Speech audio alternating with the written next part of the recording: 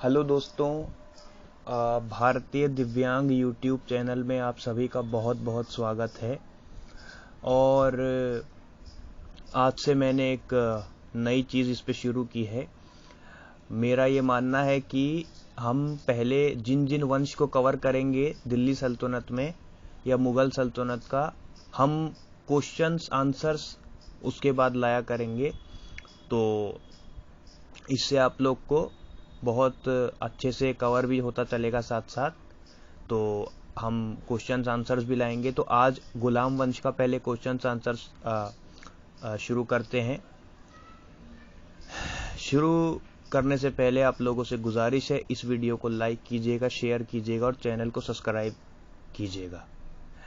तो पहला क्वेश्चन ये है कि दिल्ली सल्तनत की स्थापना गुलाम वंश के किस शासक ने की थी?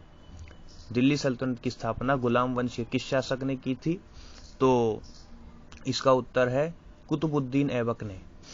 दूसरा क्वेश्चन है हमारा कि गुलामों का गुलाम किस बादशाह को कहते हैं? सवाल एक बार फिर से, गुलामों का गुलाम किस बादशाह को कहते हैं? तो इसका आंसर है इल्तुतमिश। क्यों?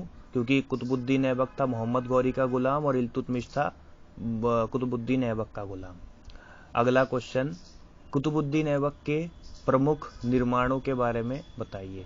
कुतुबुद्दीन ऐबक के प्रमुख निर्माण हैं 2.5 दिन का झोपड़ा, कुतुब मीनार, और कुतुब मीनार कॉम्प्लेक्स में ही मौजूद है कुव्वतुल इस्लाम मस्जिद।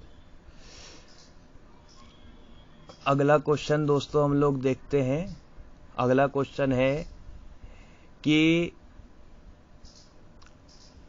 दिल्ली सल्तनत के कौन से शासक ने दिल्ली सल्तनत की राजधानी लाहौर को बनाया था? क्वेश्चन एक बार फिर से कि दिल्ली सल्तनत के किस शासक ने दिल्ली सल्तनत की जो राजधानी है वो लाहौर को बनाया था? तो इसका उत्तर है कुतुबुद्दीन ऐबक ने। अगले क्वेश्चन की ओर हम चलते हैं। कुतुब मीनार का असली निर्माता किसे कहा जाता है? कुतुब मीनार का असली निर्माता किसे कहा जाता है? इसका उत्तर है इल्तुतमिश को। क्यों? क्योंकि कुतुबुद्दीन ऐबक तो कुतुब मीनार को पूरा नहीं करवा पाया था, लेकिन इल्तुतमिश ने उसे पूरा करवाया था। तो असली निर्माता इल्तुतमिश को कहेंगे। अगला क्वेश्चन, गुलाम वंश की कौन सी महिला दिल्ली सल्तनत की शासक बनी थी? सवाल एक बार फिर से, गुलाम वंश की कौन सी महिला दिल्ली सल्तनत की शासक बनी थी? तो इसका उत्तर है रजिया सुल्तान। अगला क्वेश्चन, गुलाम वंश के कौन से शासक को बगदाद के खलीफा से सुल्तान की उपाधि मिली थी? क्वेश्चन है कि गुलाम वंश के कौन से बादशाह को बगदाद के खलीफा से सुल्तान की उपाधि मिली थी? तो इसका उत्तर है इल्तुतमिश को। पहली बार ऐसा हुआ था दोस्तों भारतीय इतिहास में कि किसी भारतीय शासक को सुल्तान की उपाधि देने बगदाद के खलीफा आए थे।